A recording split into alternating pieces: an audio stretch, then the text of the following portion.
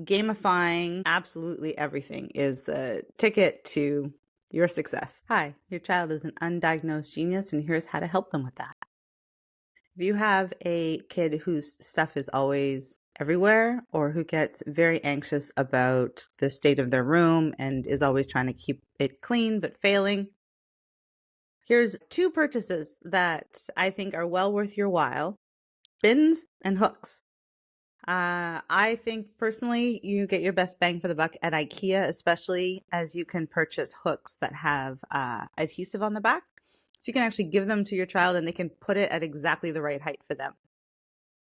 And then the boxes that I recommend are called Drona, and they're fabric. They're about $5 each.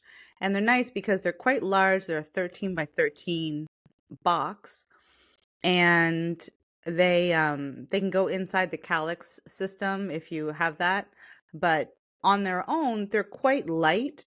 Therefore, they're easy to carry around.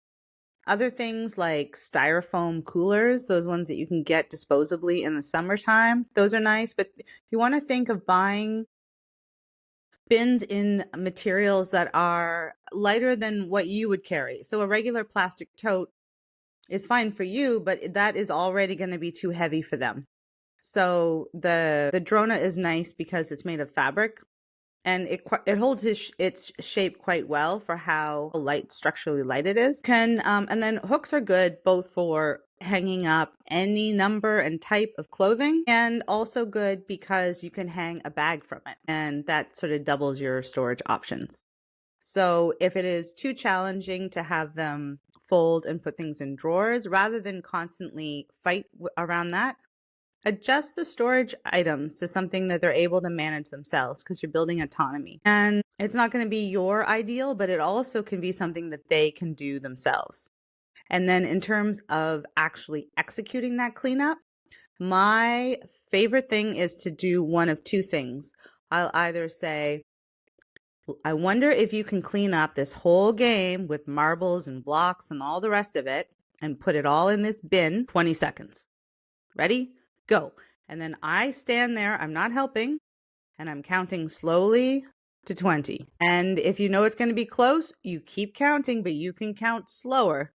So, and if you know they're going to get there faster, you can count faster. And then the second thing I like to do is I call it the cleanup games. This is better if you have more than 1 kid, but it could work conceivably for 1 kid. I've done it in a class of 30, works fantastic.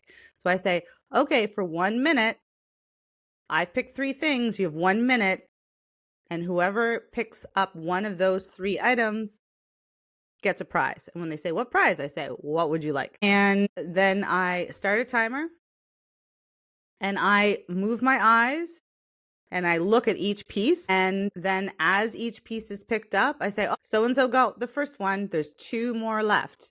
And so they are picking up and they're putting away items, or they're putting things in the garbage. But the cleaning up game, you have to actually clean the thing. So if they start, one thing that often happens is they'll pick up a piece and they'll bring it to you and say, is it this one?